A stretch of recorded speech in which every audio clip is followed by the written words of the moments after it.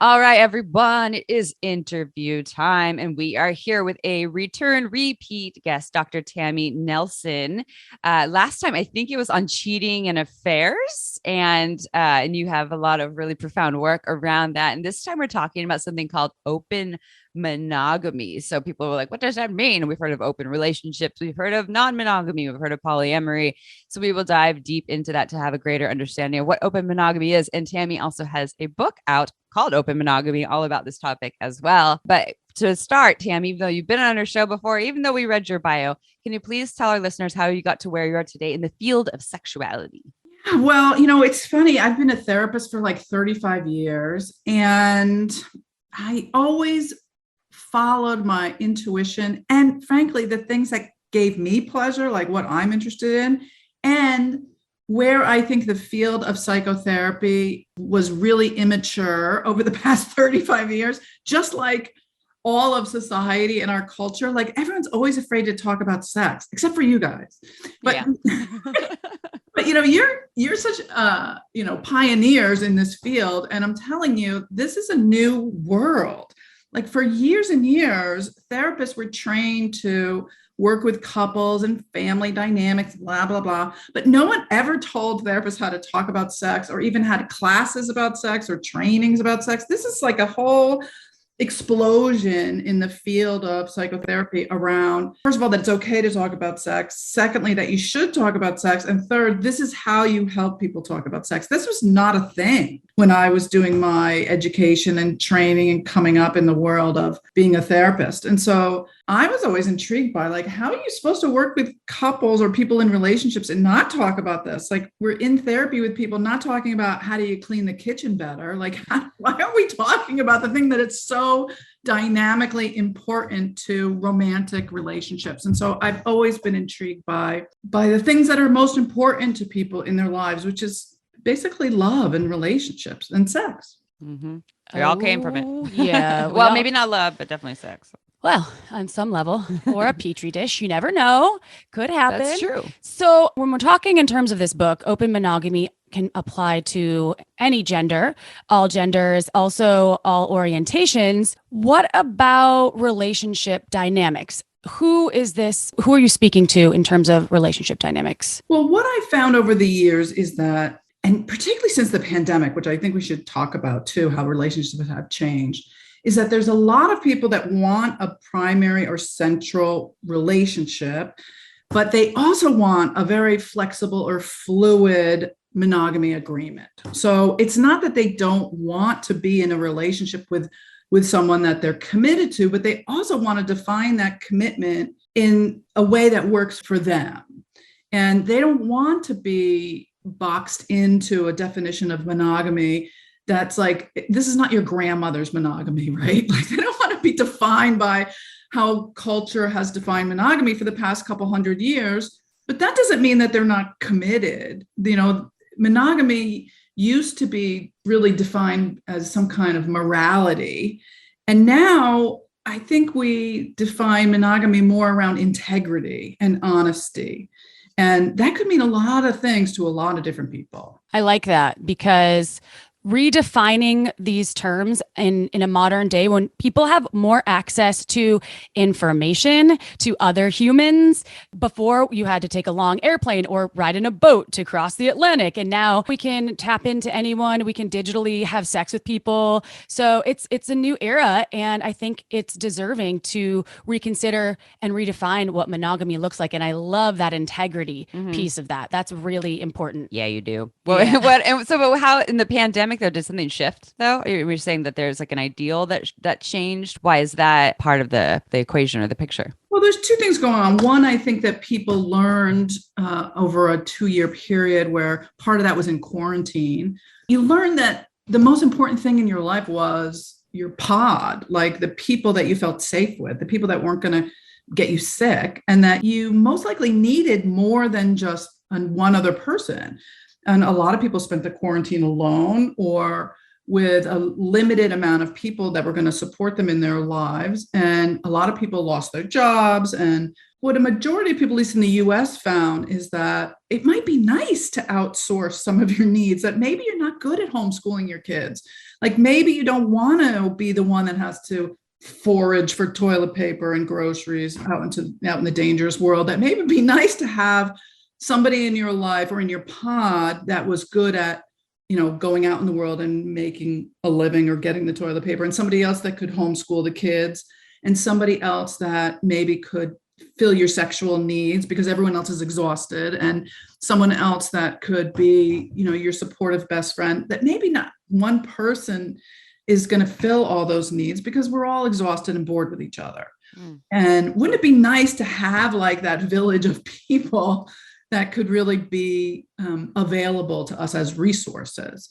And a lot of people have come out of the pandemic. Actually, the rates of affairs have gone way up. Ashley Madison, which is the married but dating website, is up to 75 million members worldwide. Wow. Holy shit. Yeah. Wait, do you think that's because, sorry, I'm not trying to interrupt, but just in terms of the pandemic, is it because people had to slow down and not keep themselves so busy with work and well, also not having their kids at school during the day? Do you think that has something to do with it? Because it was a pause on life, on everything, so they could reflect on what their relationship looked like, or maybe they were single, but either way, is that part of this piece of this monogamy shift? I think some of it, when you talk about like cheating and outsourcing that sexual relationship, I think some of it is that people are either seekers or nesters. Like if you have a seeking part of your brain, there's a specific neurological part of your brain that's always looking for adventure. It's always looking for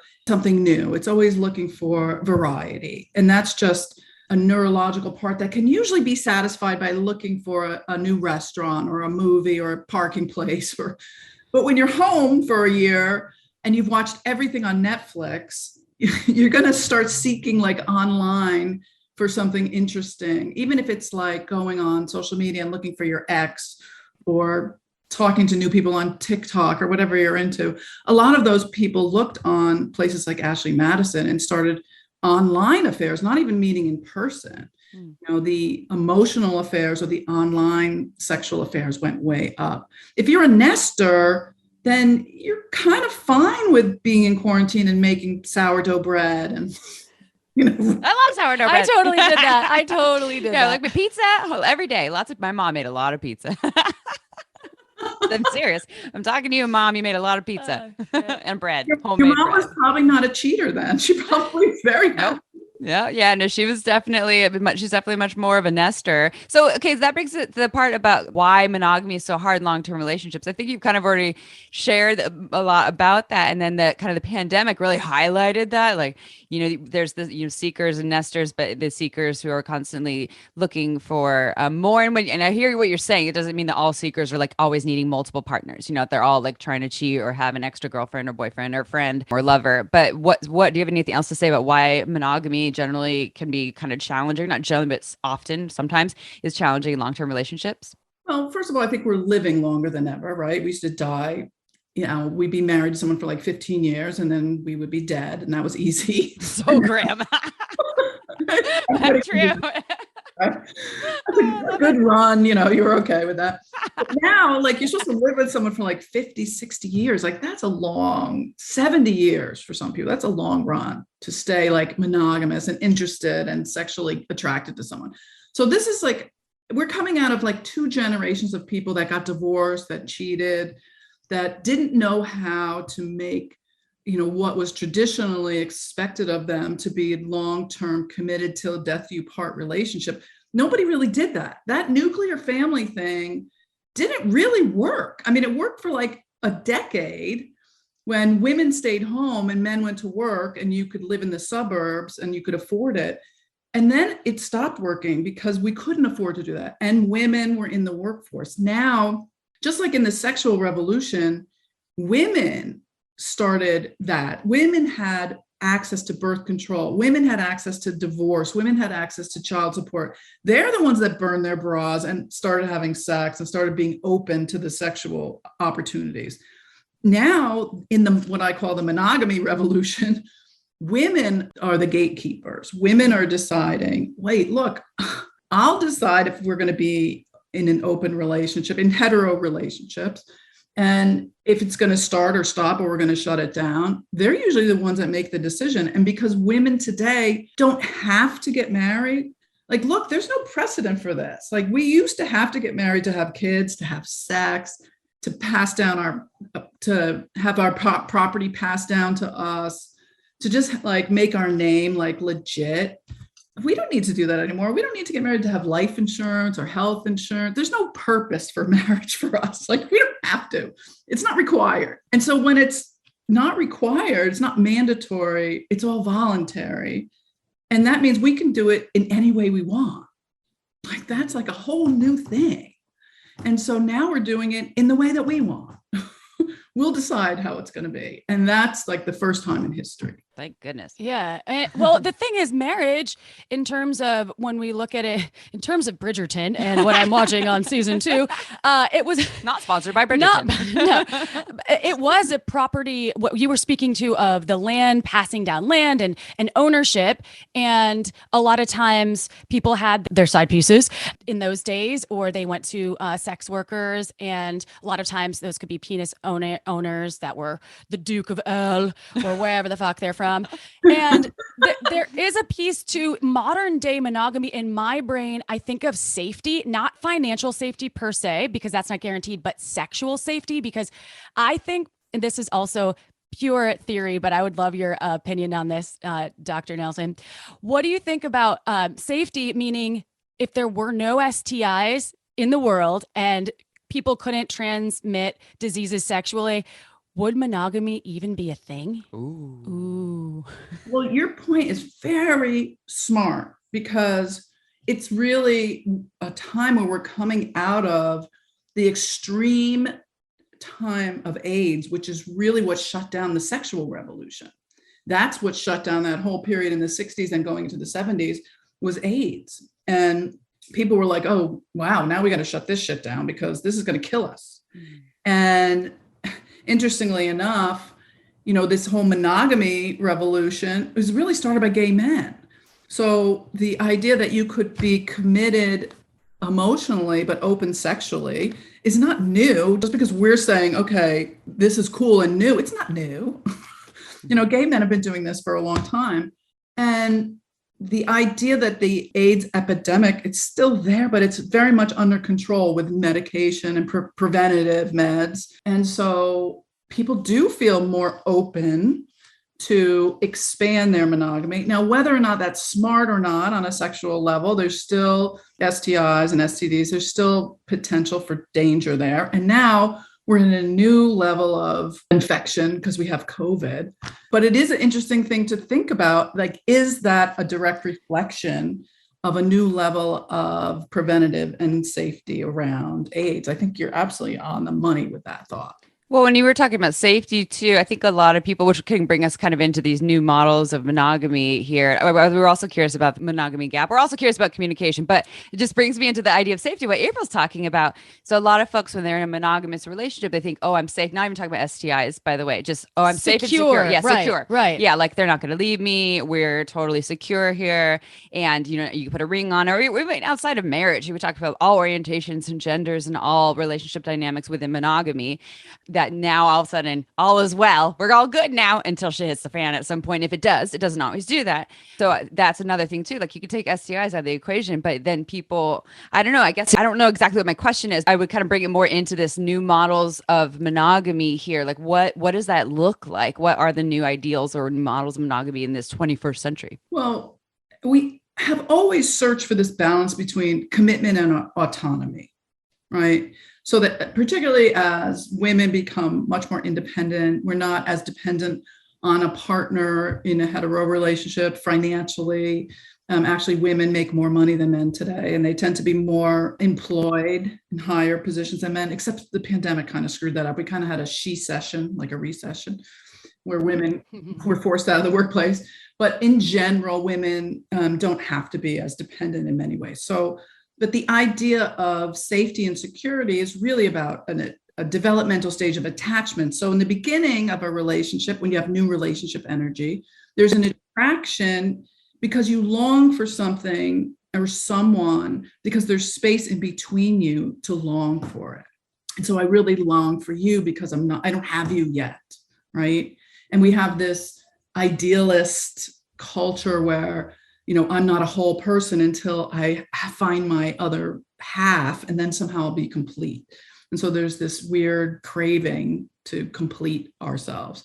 But then when we get it and we feel that attachment, we can relax because now we have found that part of ourselves. And there's some truth to that. I mean, neurologically, there's a relaxation that happens when you can finally put on your sweatpants and your yoga pants or whatever and stop wearing makeup and start eating what you want. And and there goes the sex. Yeah, right? When you stop trying. I also blame Jerry Maguire for the "you complete me." You complete me. Wait, that's Jerry Maguire? That's Jerry Maguire. When he said that, I feel like I thought that was mini me in Hospital Hours. He modeled it after "you complete me" from Jerry Maguire. Amy, the good thing you're pretty. That's what she says. The good thing you're pretty. Well, no, I'm kidding about the Jerry Maguire thing. Although that did fuck with my head when I was little. I was like, I want someone to complete me. Oh, yeah. And then you look at all of the Disney movies. Thank you for Prince Charming, and it's gonna sweep me off my feet, and I'm gonna go in a horse-drawn carriage that's maybe gonna turn into a pumpkin. Which that's fine, because I think that idealist dream of someone that will complete you is really it's great. It's definitely something that is awesome. Love is beautiful. So thank you. I've never bought into it. I'm always like, fuck that. Nothing lasts forever. So I'm sorry out there. Like the opposite side of the spectrum. I am. And I sometimes that's to a fault, where I feel like I'm a very optimistic human, and I want to believe that, but I am the byproduct of multiple divorces on both sides, the byproduct of lying, cheating people, which sucks. But I want to redefine what I believe to be a monogamous relationship. And that doesn't include marriage for me, again, because I didn't succeed the first time. So, you know how that goes. We talked about it last episode, Dr. Nelson. So moving on with communication, because I feel with everything, like communication and having the proper skills, which it always comes back to communication. But when you're talking about this open monogamy piece, you're going to have to be really good at communicating your needs, and also being a good listener, which is a big part of communication, everyone. 80-20, 80-20. So when it comes to repair, why is communication so important in relationships? And I love this question. Well, first of all, just to go back to the Disney thing for a second, you do know that in every Disney movie, the mother always dies in the first 5 minutes. Oh, geez. It's true. Every Disney movie. But we know that Disney has a mother issue. Oh my God, Bambi's mom dies. Oh my God, you're right. Every Cinderella didn't have a mom. She had a stepmother. Yeah. That's the mother. White, she was sleeping. Wow, I didn't even realize that. Okay, cool. Yeah. Sorry. Shattered all the dreams. There's no Santa. This is there a no spoiler Santa? alert for anyone who has never watched a Disney movie. We're sorry. And all the women are like, except for the newer Disney movies, which are a little more woke, like a lot of the women are asleep until a man comes and wakes them up. And the whole idea of that female sexuality has to be awoken by a man, that it's not already existing, that we don't already exist until we're in a relationship. So the idea of being, awoken or awake when you're in relationship implies that we are already not sexual. And so communication, I think when you're talking about communicating in a relationship, in a sexual relationship, is first being aware of your own needs. Who am I as a sexual person? What do I need in a relationship? And how can I define monogamy for myself? Like, there is a whole continuum of monogamy. So what I, first of all, mean by open monogamy is being open with each other about what you want and what you need. And that continuum can be, look, I just want to share my fantasies about other people with you. We don't ever have to take anything into action, but let's talk about it. That could be hot. Or I just want to know that if we're looking at porn, that's not cheating. Or I want to know that I can go out with my ex and go out to lunch and flirt a little, but do we have to tell each other about that every time? Like, there's a whole continuum there of monogamy, all the way over to the far side, which could be polyamory or relationship anarchy where there is no structure of who's more primary than anybody else. But there's a wide range of discussion that can happen there. And so one thing I recommend is having a what if conversation. So say you heard this podcast, I heard Shameless Sex, it was so interesting. And I'm wondering, what if we had some kind of open monogamy? What would that be like? Like, what do you imagine? What's your fantasy? Doesn't mean we have to do anything. Let's just have like a what if potential, possible, problematic, open conversation about what that might look like. Which is a hard first step because people are like, oh no, Pandora's box. And communication is really challenging for a lot of folks. Hence why we have a whole podcast here that is often about communication. I know you have a podcast too, and a lot of offerings are teaching people how to have these difficult conversations. So did we cover the monogamy gap though? I want to make sure that we talked about that because we had that in our notes. I was so curious what that was. And then I would love to still go into some steps for these ways to open up or not open up, but make these agreements. But what is the monogamy gap? So the monogamy gap is, I think it's common in all relationships, that you have a different expectation implicitly or explicitly of what monogamy is going to look like. So you might think, somebody walks in on their partner masturbating to pornography and they think, oh my God, you're cheating on me. And the other person thinks, I've been doing this since I was 12. This has nothing to do with you. And that's not breaking our monogamy agreement. So that's an implicit assumption that needs to be explicit, needs to be talked about. And that's a gap between what you think of as monogamy and what I think of as monogamy. And those are the things that can lead to betrayal and discomfort and distress if you don't, like you said, communicate about it and talk about it. And all people, everywhere have these implicit assumptions about what monogamy is supposed to be. And if you don't talk about those things, you might think, oh yeah, it just means we don't sleep with other people. But what about if you send pictures of yourself on Instagram? What about if you like someone's TikTok video? Like, people get upset about those things. We have to talk about them. Or just, having a conversation with someone out in public and there's some attraction there and the conversation is only 5 minutes, but it might feel flirtatious. Do we just cross boundaries? And, or whereas other people like flirting, that's part of monogamy. That's like natural behavior for me and my partner and out in the world, but everyone has different standards.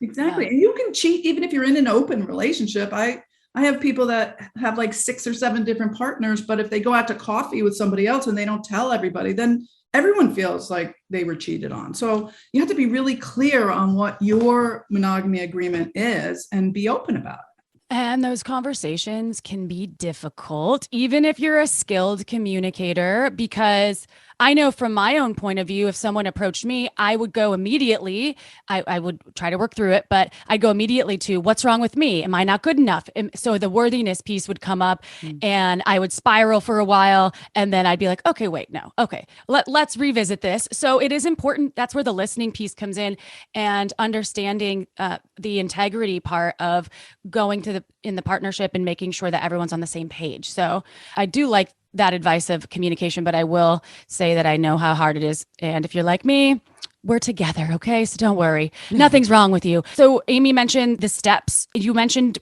the kind of a really good one. Can you share a few more to honor the agreements in the relationship? And what does this entail? That was a roundabout question, but I think you get me. Yeah, when they're like co-creating. Thank you. Boy, I always think of like writing, almost like, I don't know if you use this. I read this from you. Actually, I remember saying this with a partner years ago. That relationship didn't go well. You know what I'm talking about. Mm-hmm. But we were like redoing the contract of our relationship. And that involved not only needs, but also relational dynamics and monogamy was a part of that. So I'm just like dovetailing what April said, kind of like the relational contract and what that looks like co-creating together. Yeah. In my book, Open Monogamy, I have like a lot of questions that you can ask each other to create your new monogamy agreement. And then I also have separately from that, I have a handout, which I'll give your listeners. It's like 40 questions to start your new monogamy agreement. And I have to agree with you. It's not easy. I did it with my husband and with my current husband. And we got to like number 6 and we got in a big argument. I wrote. Okay. You wrote it. Fuck, we're doomed. Just kidding. And I think number 6 was like about jealousy, like how you handle jealousy. And he was like, oh, you're much more jealous than I am. And I'm like, no, you're much more jealous than I am. And it turned into like an all night argument. And I'm like, if we can't get past 6, how are other people going to get past this? So I had to like rewrite some of it. But the reality is, getting through those kind of questions of like, is it okay to flirt with a friend in front of each other? Like, how do we tell each other if that's bothering us? Or all the way to the end of the spectrum to, if we're going to sleep with other people, what are the boundaries there? Like, I don't believe in rules. First of all, rules makes it sound like I'm got to be your mother and then I got to follow up to like punish you if you break the rules. I'm not interested in that. But I am interested in my own boundaries, which are for me. I can't impose my boundaries on someone else. I can't tell you what your boundaries are, but I can tell you what my boundaries are. And I can also tell you what my red line boundary is, like what I will not cross. Like, there's no way we're bringing home a friend to sleep in my bed, or there's no way I'm telling my kids, or whatever your red line is, you can't sleep with someone without a condom. Those things I think are important to share as part of your new monogamy agreement. And maybe you start there, and maybe you start with your own boundaries. Like, this is what I'm thinking. But remember, boundaries are flexible and you don't project them onto your partner. Yes. And so are you recommending then, so say people are new-ish to this of recreating their monogamy, they've just been with each other and they want to open it up to some degree. And we're going to call this some degree of new monogamy. Are you recommending also like baby steps? And we may have talked about this last time we were with you, but like kind of tiptoeing, not like, let's just go right into the gangbang. Is it like, let's just play with flirting a little bit if they're brand new to this space? Well, I'm not going to judge anyone's fantasies. If you want to start with a gangbang, like go for it. You do, that's your fantasy. That's fine. That's fine. But I would not recommend like bringing up names of people to have a gangbang with. Like, I would April, not say, Amy, yeah, Tammy. I really bring home April and Amy and my neighbor Sue. Like, that's my biggest fantasy. Don't start there. If you want to start with, my fantasy is to like have sex with 3 women, I would say that, but with the understanding of there's a difference between your fantasy and what you're curious about and taking things into action. It doesn't necessarily mean you're going to do it, but you can start by talking about the things that you're curious about or you have fantasies about without bringing up people's names, without getting too specific, and without the expectation that your partner has to do it, because this is never going to work if you coerce or manipulate your partner. It has to be 100% joyful, consensual. Both people are into it. That's where the integrity piece comes in again. Walking that integrity line. So, okay. Question about what if, which we touched on a little bit, but what if one partner wants excitement, variety, adventure, and the other one's like, no, I just want missionary and occasional doggy style. And they're a bit more resistant to that. How do folks navigate this? And I know you talked about the monogamy gap, which does play a piece to this, but that can be scary, right? If they're not aligned. Yeah. And I think that there's a desire gap too. Like, I might be into it more often than you, or you might be into something kinkier than me. And what I ask couples to do is to talk about, well, what is the underlying desire there? Like, if you're into something that's like, I really want to have a kinkier sex, and I want them to talk about, like, what does that mean for you? Like, you want to be more in control, more dominant because you want to feel more in charge? Or what I hear a lot from women is, I'm so in charge of everything, of my family, of the house, of my job, my business, the kids. The one place I don't want to be in charge is in bed. So can I just be a pillow princess? You can tie me up and let's do that. Sounds fun. Right. So that's different than I want to be kinky. I want to do something different. Like, if the other person's not really into tying the other person up, that freaks them out. Well, maybe there's other things you could do to help that person feel submissive and turned on. Like, it doesn't have to match the fantasy exactly, but maybe you can help that person to have that same feeling. Yeah. And then I'm speaking on the other side, there's the adventurous person who's asking, like, here's what when I say kinky, I mean, I want to be tied up in a pillow princess because I'm a doer in the everyday world. But then for the resistant person, I imagine there's a conversation with them like, what does the resistance bring up for you? What fears come up? Like April was talking about worthiness there. Even if it's just like, I would like to watch more porn with you. And there's the resistance, like, no, no, no. I personally would be curious about what that no is. Not I'm like I'm going to coerce you against that no, but what about that is a no for you? Does it bring up some old wounding? Do you have a bad experience with porn, or do you think porn is just really anti-women, or I don't know maybe if you have something to add to that piece about the resistant partner?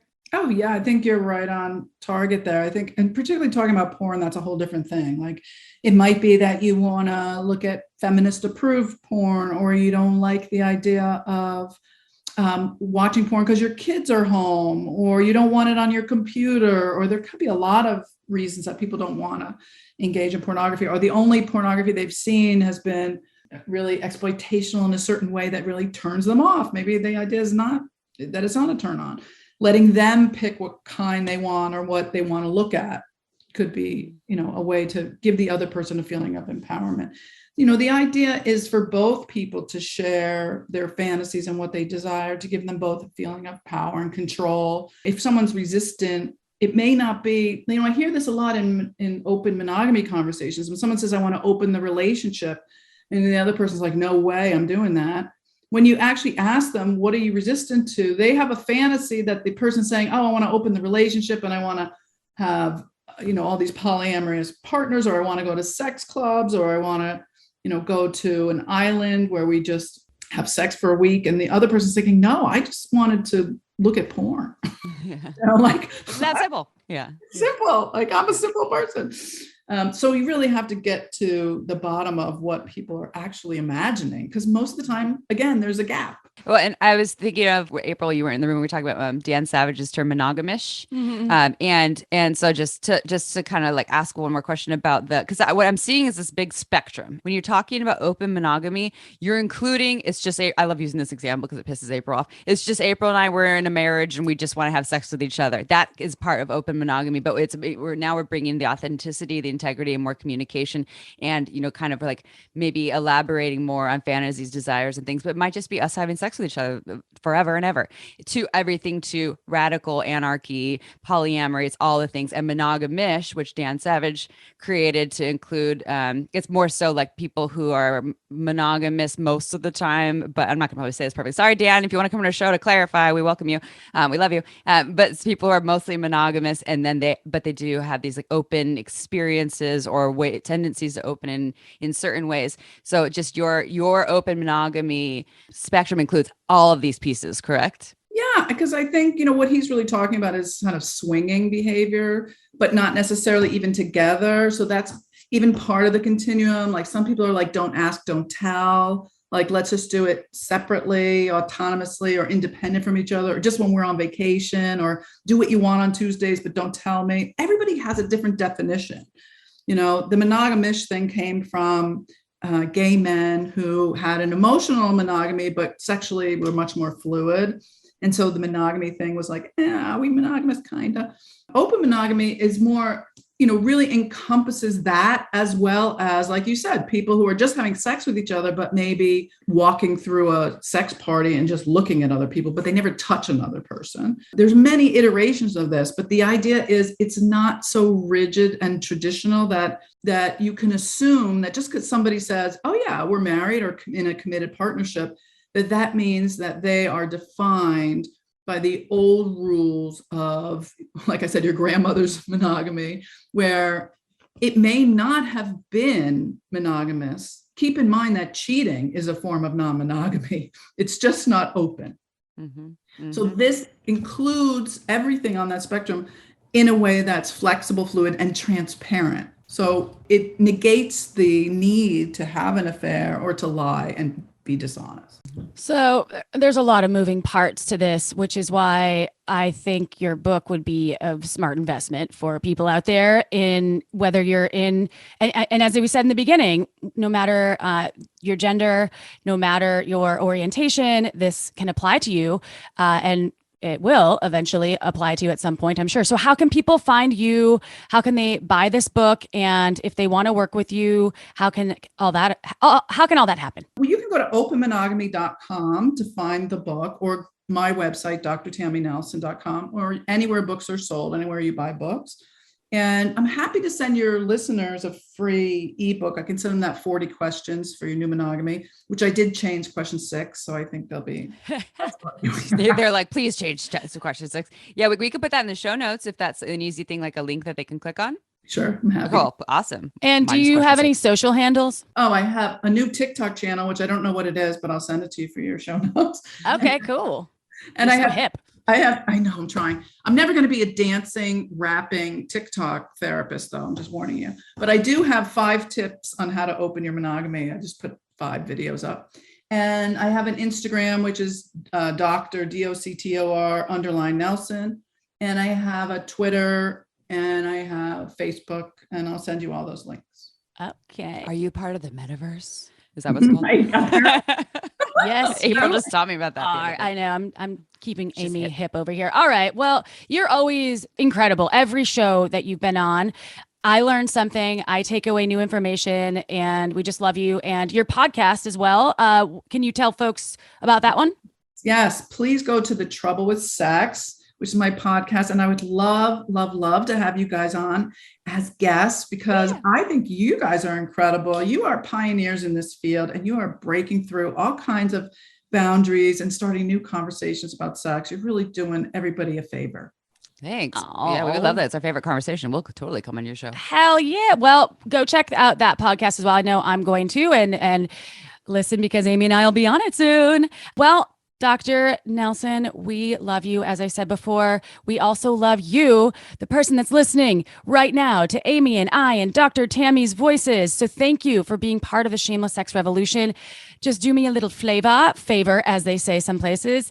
Go to iTunes, rate us, give us 5 stars. We read every single review, and all this does is help people find our work and Dr. Tammy Nelson's work, and it helps them improve their sex lives, their humanity, their pleasure, all of it. So go do that. Check it out. Take a minute. You can just do some emojis. We don't mind. All right, y'all. You know how it goes. We'll see you next Tuesday for another episode of Shameless Sex. Ciao for now.